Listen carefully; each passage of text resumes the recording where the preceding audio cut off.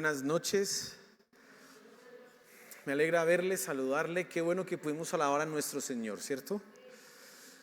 Quiero que abra su Biblia, por favor, en Primera de Corintios capítulo 4. Ubíquese en Primera de Corintios capítulo 4 y vamos a estar nosotros mirando el versículo 4, del versículo 6, al versículo 13.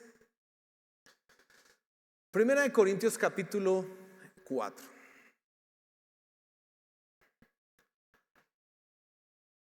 ¿Sabe una cosa? Hay una verdad que nosotros no debemos obviar, no debemos olvidar. El ser humano es egoísta. Dígale a la persona que está a su lado, somos egoístas. Dígale, todos somos egoístas. Sí. Mire, luego de la caída, muy probablemente una de las cosas que más ha caracterizado, que más nos ha caracterizado como seres humanos es el egoísmo. Es más, quizás podamos afirmar que la consecuencia más grande de la caída es precisamente el egoísmo, es decir, el deseo de satisfacer nuestros deseos por encima de lo que sea. No vamos a permitir que nada se nos atraviese en lo que queremos lograr. No vamos a permitir que nada interrumpa, dañe, impida lo que yo deseo, lo que yo quiero. Esa es una de las condiciones del ser humano. Y también quizás podríamos afirmar que quizás la causa de la caída es el mismo egoísmo. El hombre empezó a pensar en sí mismo y no en lo que Dios le había mandado que hiciera. De tal forma que nosotros nos vamos a encontrar en un mundo en donde las personas están definiendo su vida por las posesiones, por los logros materiales o intelectuales, cualquiera de estas cosas, la definen por lo que tienen y también la definen por lo que no tienen. Y aunque no lo quieran reconocer y quizás en medio de nosotros también no lo queramos admitir, somos de alguna manera materialistas. Porque queremos definir nuestra vida en función de ciertos logros o de ciertos objetivos. Pero lo cierto del caso, mi querido hermano, amigo, es que nada nos pertenece. Y quiero que esta noche profundicemos un poco en eso, a la luz de las palabras de Primera de Corintios en el capítulo 4, que podamos nosotros mirar en detalle lo que dice la Biblia y nos evaluemos nosotros. Ahora, Pablo es el que está hablando acá. Pablo es el que está enseñando y él nos va a mostrar cómo nada le pertenece a él, pero finalmente cómo nada nos pertenece a nosotros. Oremos para que la palabra de Dios sea hablando a nuestros corazones. Amén. Señor, gracias porque tenemos este tiempo en donde vamos a reflexionar en el mensaje, en la palabra. Gracias, Padre Celestial, porque ahorita podemos sumergirnos en tu palabra, en la Escritura, y tenemos por cierto que seremos edificados. Gracias, Señor. Bendícenos en este tiempo y háblanos, por favor. Amén y amén. Vamos a leer desde el versículo 6 hasta el versículo 13 y presten mucha atención a lo que dice el versículo 6. Dice: esto, hermanos, lo he aplicado en sentido figurado a mí mismo y a Apolos por amor a vosotros, para que en nosotros aprendáis a no sobrepasar lo que está escrito, para que ninguno de vosotros se vuelva arrogante en favor del uno contra el otro. No vamos a leer más, ahorita vamos a continuar con los versículos, pero quiero que nos ubiquemos un poco en lo que está diciendo Pablo, Al comienzo del capítulo 4, Pablo va a establecer que los hombres deben considerar a los líderes de la iglesia simplemente como siervos y administradores de la gracia o de los misterios de Dios. ¿Qué son los líderes en la iglesia? Siervos y administradores. Va a decir luego Pablo esto, y luego él va a afirmar una verdad importante: nadie tiene que juzgar a nadie, porque si alguien ha de juzgar, ese será Dios, y juzgará conforme a la administración, a cómo haya hecho esa administración, pero lo hará al final. Y él dice, por lo tanto, no juzguemos. Y ahora sí llegamos al versículo 6, en donde Pablo va a decir: esto, hermanos, lo he aplicado en sentido figurado a mí mismo y a Apolos por amor a vosotros, para que nosotros aprendáis a no sobrepasar lo que está escrito. Y mire esto, lo que quiero que resaltar en este momento, para que ninguno de vosotros se vuelva arrogante en favor del uno contra el otro. Como por naturaleza somos egoístas, aún en las cosas espirituales también tenemos esa tendencia a demostrarlo. Las personas que llevan mucho tiempo en la iglesia o que han adquirido mucho conocimiento o han crecido a un nivel espiritual, tienen y pueden caer en un peligro debido a la tendencia pecaminosa que hay en nuestros corazones. Es muy fácil creernos más de lo que somos. Y es precisamente Pablo lo que está tratando de apuntar. Entonces, en último término, la razón por la que los corintios, las personas en esta iglesia están teniendo conflictos, están tomando partido, están divididos al interior, es porque son gente arrogante. Mira, y quiero que te fijes en esto. La arrogancia es la raíz del juzgar a los demás. Si tú sabes que algo no te pertenece, no vas a estar juzgando, pero cuando tú crees que algo te pertenece, vas a juzgar. ¿Qué pasaba con los corintios? Entonces, de alguna manera ellos estaban haciendo lo que no era indebido y se estaban convirtiendo arrogantes. Ahora, ¿qué es la arrogancia? Es la presunción, es ser una persona presumida, y la presunción básicamente es creerse algo que uno no es. Simplemente Pablo está diciendo, para entender este versículo de una manera mucho más clara, él está diciendo: yo he aplicado esto. ¿Qué es esto? El no juzgar, el colocarse como siervos, como personas que van a ser juzgadas por Dios, no por los hombres. Dice en sentido figurado, es decir, Pablo está diciendo: yo por amor a ustedes, porque quiero que ustedes aprendan, he puesto mi vida y he colocado a Apolos, usado el nombre de Apolos, el nombre directo de un líder en la iglesia, de una manera ejemplar, para que ustedes se den cuenta que aún entre nosotros no debe ser como les estoy diciendo que no debe realizarse. Es decir, Pablo enseña por medio de su vida y por medio de la vida de Apolos que ellos son siervos, que ellos son administradores y que no tienen absolutamente nada de qué juzgarse ni en su conciencia ni el uno al otro, y que no lo van a hacer para precisamente no caer en la arrogancia. Ahora, una persona cristiana, un verdadero cristiano, debe caracterizarse por la humildad. ¿Qué es la humildad? Yo quiero que tú tengas como una definición sencilla, básica de lo que es la humildad, pero que no la olvides. La humildad debe ser entendida en dos sentidos. En el sentido vertical, la humildad tiene que ver con Dios. Y cuando yo soy humilde con Dios, significa que yo soy obediente a lo que Dios dice. En la Biblia, reiteradas veces se coloca a un lado la soberbia y la humildad, pero la soberbia con respecto a Dios es esa persona que demuestra una actitud que sabe más, que cree que tiene mayor conocimiento de lo que Dios le dice. Es sabio en su propia opinión. Dios le dice: no se vaya por acá, y él dice: no, yo como que tengo una buena idea. Dios, como que tú estás equivocado. A mí me parece que es mejor hacerlo de esta forma. En este caso, la soberbia, cuando es con Dios, no es necesariamente altivez, no es necesariamente que uno mire a Dios así como hacia abajo y que lo por debajé, porque ¿quién va a atreverse a hacer eso? No, nosotros muy seguramente no, pero sí, cuando desobedecemos, mostramos que somos soberbios y no humildes. Por eso dice el Salmo: Dios mira de lejos al altivo, pero al humilde lo tiene ¿dónde? Cerca, porque el humilde hace lo que Dios le dice que haga. Esa es la relación vertical de la humildad.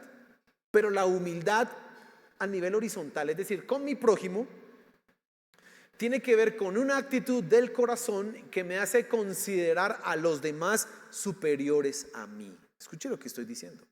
La humildad, cuando se refiere con mis semejantes, quiere decir que yo los considero a ellos superiores a mí. Un buen cristiano debe ser entonces una persona humilde en los dos sentidos que yo estoy hablando. Debe ser una persona obediente a lo que Dios dice y no creer que Él tiene mejores ideas. Eso se demuestra en las decisiones que tú tomas. Ahí es donde se ve qué tan humilde eres tú. Y en el trato con los demás se ve precisamente en que no es una persona arrogante, que no es una persona presumida, más bien considera a los demás como superiores a él. Ese es el punto al cual Pablo está queriendo llegar. Pero cuando las personas juzgan a otros, cuando se juzga al liderazgo o cuando se juzga a algún hermano, cuando caemos en la trampa de condenar a cierta persona, lo que hace, cómo se viste, cómo habla, etcétera, bueno, tantas cosas que pueden haber para juzgar, estamos siendo precisamente no humildes sino arrogantes. Y Pablo dice: yo he mostrado a ustedes cómo en mi vida y en la vida de Apolos no debe ser nadie arrogante, porque es un mandamiento que ustedes no deben juzgar a nadie. Y la manera para que tú no lo hagas es precisamente que tú no seas arrogante. Ahora, ¿cuál es la actitud de tu corazón con respecto a los demás? ¿Sabes qué dice el mundo? La idea actual del mundo dice que todos somos iguales. La ley se habla y se promueve la igualdad. Uno de los derechos es que somos todos iguales ante Dios, dicen algunas constituciones. La Constitución de los Estados Unidos dice precisamente eso: somos iguales ante Dios. Otras leyes otras constituciones y declaraciones sacan a Dios de la ecuación, pero colocan que todos los hombres son iguales, no importa la raza, la etnia, el color, el origen, el estatus socioeconómico, no interesa eso, todos los hombres son iguales. ¿Tú piensas de esa manera? Si tú piensas de esa manera, esa es una manera antibíblica. Además, el mundo también dice que tú debes ser superior a los demás. Mira la contradicción que hay en el mundo. Por un lado dice que todos somos iguales, pero también en el sistema en el que nos envuelven dice que tú tienes que estar por encima de los demás. Por eso hay un deseo y una ambición por el poder. Hay un deseo y una ambición por lograr riquezas, porque la idea es estar encima de los demás. Supuestamente somos iguales, pero hay gente que está buscando estar encima de los demás. Esas son las formas en las que el mundo hoy día nos cataloga como iguales. Usted lo escucha constantemente: somos iguales, no hay... debe haber equidad de género, debe haber igualdad entre todo, etcétera. Las razas, los indígenas deben tener tales derechos, las negritudes también deben tener tales derechos. Todos se supone que estamos en igualdad de condición, pero por otro lado también nos coloca en una carrera depredadora de a ver quién es el que más puede alcanzar, quién es el que más puede escalar, quién es el que más puede acabar con sus rivales para estar en la cima. Esa es la otra cosa que sucede. Pero ¿sabes qué dice la Biblia? Que nosotros debemos considerar a los demás como superiores. Filipenses capítulo 2, versículo 2, 3 dice: nada hagáis por contienda o por vanagloria, antes bien con humildad, considerando a los demás como superiores a él mismo. Mira, ese es el llamado que tiene el evangelio. Tú y yo debemos empezar a considerar a los demás como superiores a nosotros, no como iguales, mucho menos como inferiores, como superiores. Eso precisamente es lo que Pablo está tratando de enseñar a los corintios. ¿Por qué ellos tienen problemas en la iglesia? ¿Por qué se juzgan? ¿Por qué están teniendo conflictos? Porque hay gente que es presumida. ¿Y por qué pueden ser presumidos? Bueno, lo vamos a ver en el versículo 7, 8, y mire lo que dice ahí. El pasaje que estamos mirando dice: porque ¿quién te distingue? O más bien, ¿quién te da honra?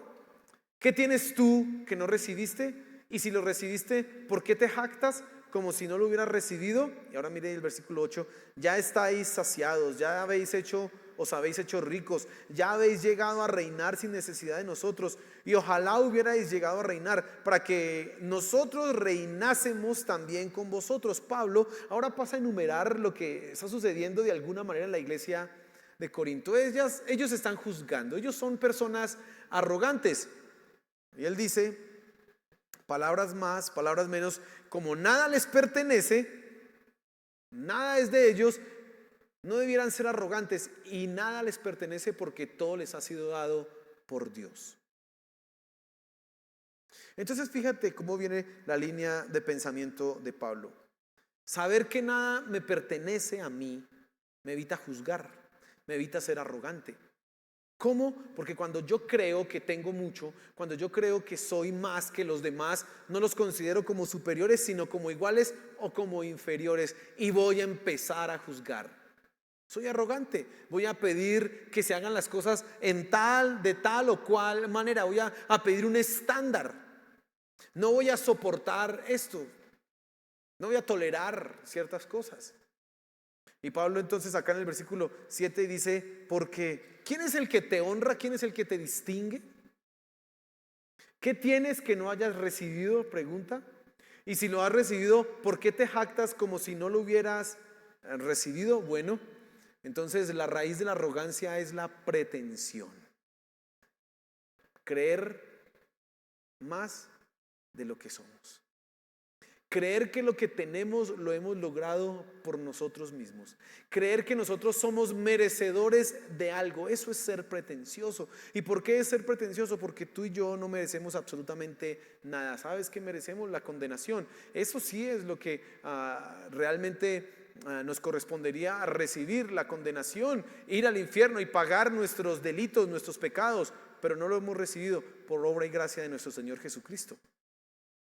Pero ¿cómo nos volvemos pretenciosos? ¿Cómo nos volvemos sobrados? Empieza uno en la iglesia, los primeros años probablemente son años de humildad, sí. Pues uno viene, las personas llegan del mundo humilladas de todos sus errores, reconociéndose que han vivido terriblemente, han hecho las cosas horriblemente mal. Y pues la manera en que llegan a la iglesia simplemente es humillados. Pero pasa el tiempo y su vida ha sido transformada, ha ido cambiando. El Espíritu Santo ha ido obrando en el corazón.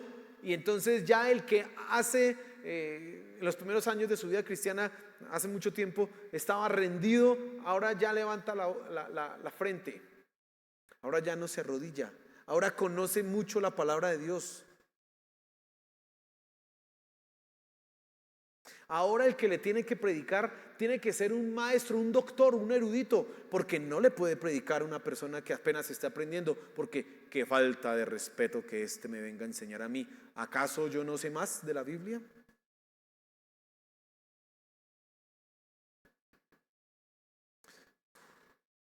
Incluso se puede llegar, bueno, ¿y qué más me podrán enseñar en la iglesia si casi que ya lo sé todo? ¿Será que hay algo más nuevo que yo pueda aprender? Pretensiones.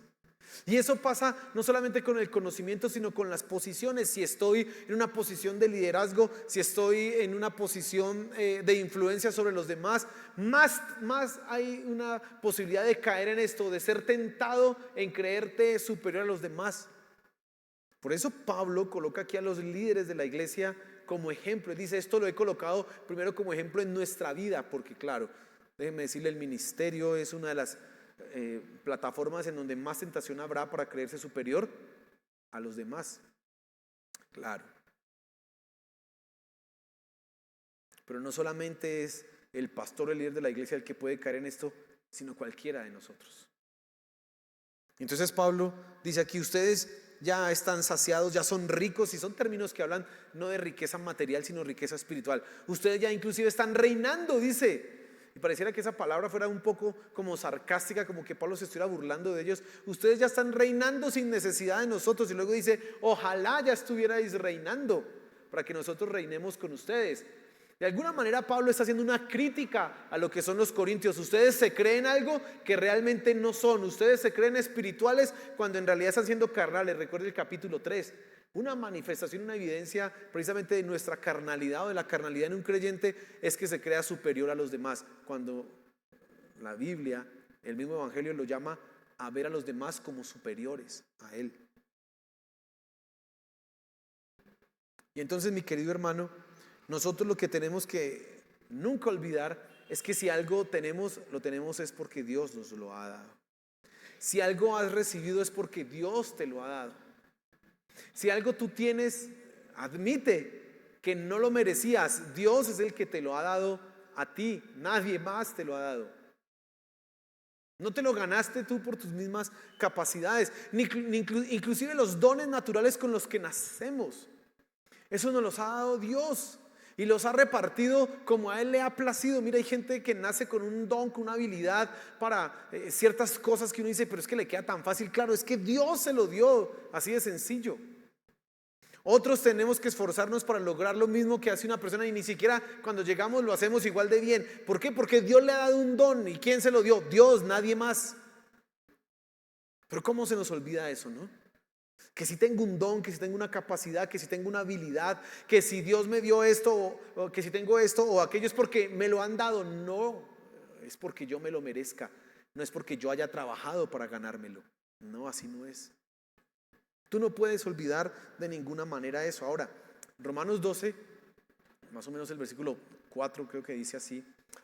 Versículo 4 dice: ninguno tenga más alto concepto de sí del que debe tener, sino que piense de sí con cordura, conforme a la medida de la fe que Dios repartió a cada uno. Es decir, reconocer que Dios te ha dado a ti algo por su gracia no es orgullo. Es un sano pensamiento de mi parte. Saber que yo tengo habilidades, saber que tú tienes ciertos dones, saber que tú tienes ciertas capacidades, es necesario. Ahora no vamos a caer en el otro error que es: yo no tengo nada, yo no soy nada, yo soy vacío y no sirvo para nada porque yo quiero ser humilde. No, eso tampoco es otro error. Acá el punto es que si tú has recibido algo de Dios, reconócelo y admite que te ha sido dado. El pecado es que tú te olvides que eso no te pertenece, sino que te lo dio Dios. Nada te pertenece a ti.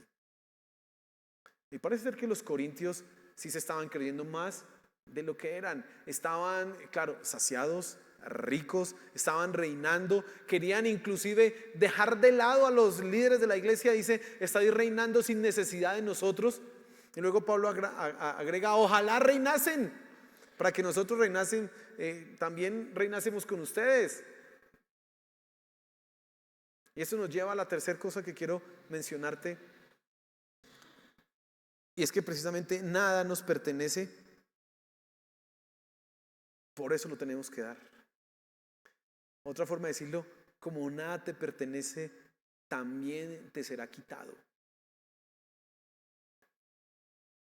¿Y por qué digo eso? Mira cómo termina ese versículo 8.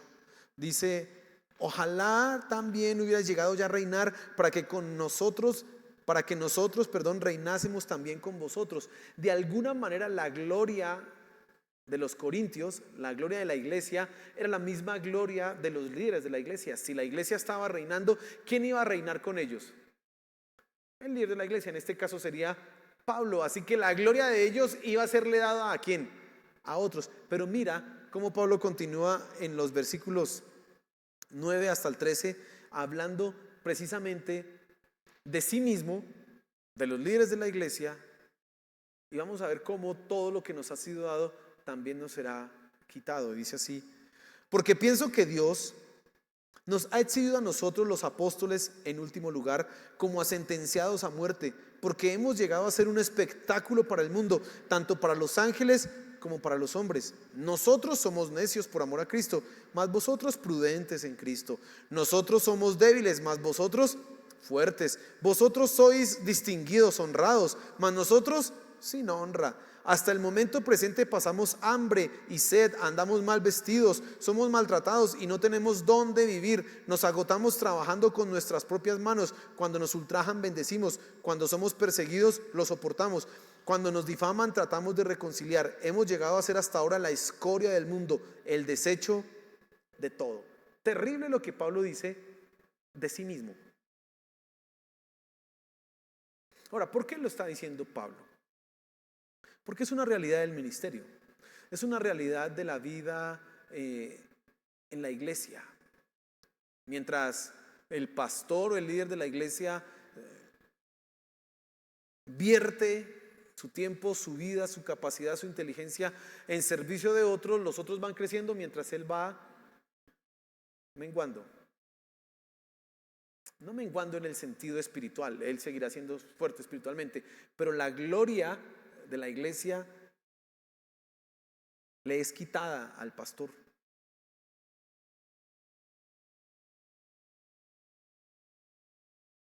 Y uno podría pensar que esto no debiera ser así. Uno pudiera pensar que el liderazgo en la iglesia no debiera pasar por estas cosas, pero la realidad es que así debe ser, porque así fue el ministerio del Señor Jesús. ¿Qué hizo el Señor Jesús? Se despojó a sí mismo para servir. Para hacernos a nosotros reyes y sacerdotes, Él dejó de ser un rey. ¿Tú te fijas? Él dejó de estar sentado a la diestra de Dios Padre para que tú y yo nos sentemos a la diestra de Dios Padre. Él se vino a humillarse haciéndose hombre para que nosotros ahora compartamos con Él la divinidad. Pues eso mismo es el llamado. Ahora Pablo es explícito en lo que pasa. Dice, reinan los creyentes, los pastores reinan cuando los creyentes reinan. Es decir, si los creyentes no reinan, los pastores tampoco. Son necios los pastores o los líderes de la iglesia, mientras los creyentes son sabios, prudentes. Mientras los líderes de la iglesia son débiles, los creyentes se hacen fuertes.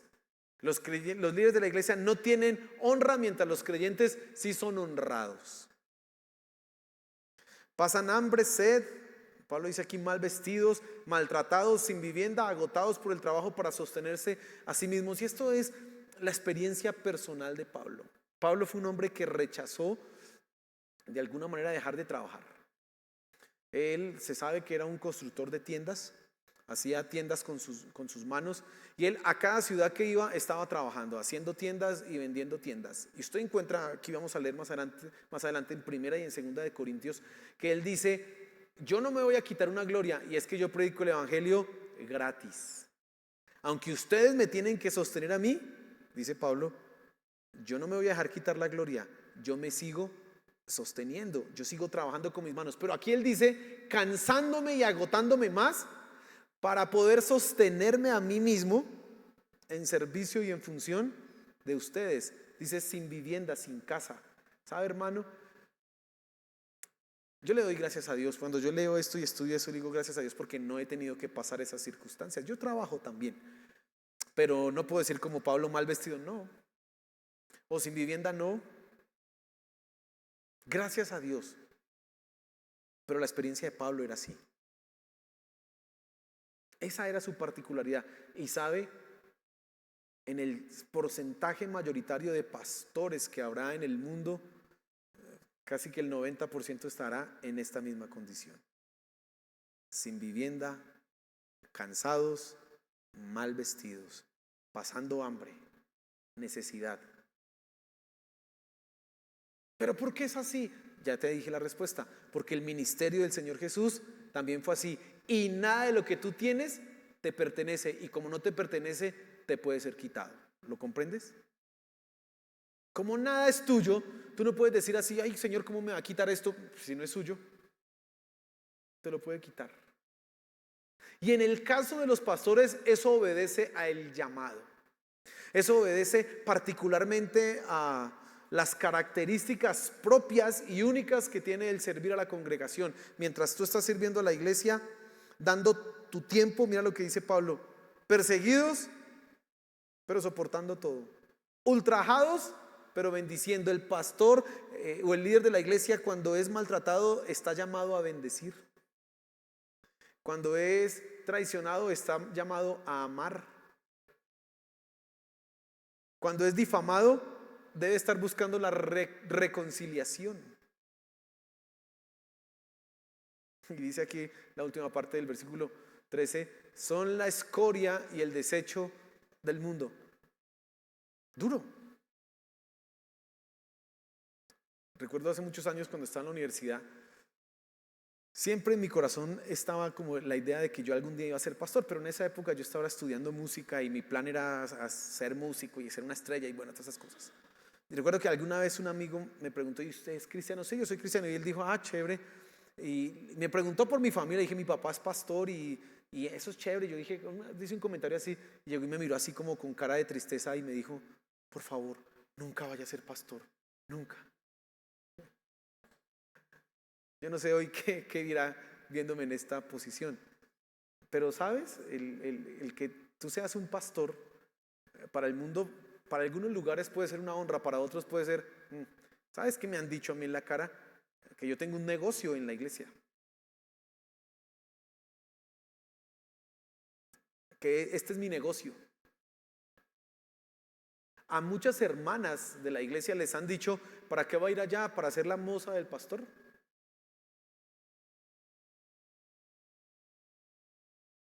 La escoria del mundo, eso es. Eso es. La honra que yo pueda pensar que tengo, Dios dice: no es tu honra, ven, yo te la voy a quitar y se la voy a dar a la iglesia que tú vas a formar. Y Pablo entiende eso. Mientras ellos están creciendo para ser espiritualmente fuertes y para estar en posiciones de honra, ellos están siendo cada vez más vilipendiados. Es más, la carta a Corintios que estamos nosotros mirando y estudiando es una defensa de Pablo de su mismo ministerio. Pablo aquí está defendiendo su mismo ministerio ante la iglesia que él ha fundado. Él más adelante les va a decir: yo soy su padre espiritual. Yo soy, imagínense, a ver, él tenía que decir eso. ¿Y por qué tenía que decir eso? Porque mientras ellos estaban creciendo espiritualmente, a él estaba perdiendo todo eso. Y déjame decirte que debe ser para nosotros un entendimiento claro que para el liderazgo de la iglesia es natural, es normal que suceda la difamación, la traición, el abandono, incluso el menosprecio, porque eso fue exactamente lo mismo que soportó nuestro Señor Jesús, y estamos llamados a participar en los sufrimientos y aflicciones de Cristo para soportarlas y atravesarlas tal cual como Él las soportó. Ahora, eso también te involucra a ti, no solo al líder de la iglesia. Porque Pablo, cuando escribe la carta a los filipenses, que ya estudiamos acá, en el capítulo 2, en el versículo 5, le dice a la iglesia, no a los líderes: haya pues en vosotros este mismo sentir que hubo en Cristo Jesús, el cual, siendo en forma de Dios, no escatimó el ser igual a Dios como cosa que aferrarse, sino que se despojó a sí mismo y se humilló, haciéndose hombre, y estando en la condición de hombre, se hizo siervo y obediente hasta la muerte, y muerte de cruz. ¿Qué es lo que está diciendo Pablo? Lo que piensas tener, despójate, no te pertenece. Ten la misma actitud que tuvo Cristo. Todos nosotros estamos involucrados en este proceso. Claro, los líderes de la iglesia tendremos que cargarlo y soportarlo de una manera más intensa, quizás por el llamado particular, pero los creyentes también. Tú estás llamado a entender que nada te pertenece. Tú estás llamado a no ser arrogante. Tú estás llamado a no ser presumido. Estás llamado a ser una persona humilde, a no juzgar a los demás. Si juzgas a los demás es porque como mínimo los consideras iguales. Y ya eso es pecaminoso, así piensa el mundo. Como pensamos y como debemos pensar los cristianos, es que somos inferiores a todos los demás, ellos son superiores. Esa debe ser nuestra actitud. Y es lo que tú necesitas revisar en tu corazón esta tarde. Que Dios nos ayude, hermano. Porque por naturaleza somos egoístas. Por naturaleza queremos estar encima de todos. Por naturaleza queremos que nos aplaudan. Por naturaleza amamos la vanagloria, la honra. Eso es algo característico de la naturaleza humana. Pero como hemos sido transformados por el poder y la sangre de nuestro Señor Jesús, eso no debe ser el condicionante que ahora te defina a ti. Si vas a juzgar, acuérdate, si yo juzgo es porque lo creo inferior o igual. Y no puedo juzgar. Guarda tus palabras. Cállate, no digas nada. Deja que Dios juzgará en su debido momento. Él lo hará. Nosotros no. Por el contrario, como también decía el Señor Jesús a los discípulos: ¿quieren ser grandes? Bueno, conviértanse en el servidor. ¿Quieren ser grandes? Tienen que ser el siervo de todos. Es lo mismo, considerar a los demás como superiores. El Señor Jesús lo colocó en la posición de servicio. El apóstol Pablo lo colocó en la posición de humildad, pero es la misma cosa. El que sirve tiene que ser humilde, si no, no puede servir. Y tú necesitas desarrollar eso en tu corazón. Cierra tus ojos. Señor, gracias. Gracias por tu palabra. Entendemos, Padre Celestial, que nosotros necesitamos y tenemos que ser humildes, pero hemos fallado muchas veces siendo presumidos, Señor, arrogantes y enorgulleciéndonos de qué, de las cosas que tú nos has dado, de cosas que no nos pertenecen. Perdónanos, por favor, perdónanos.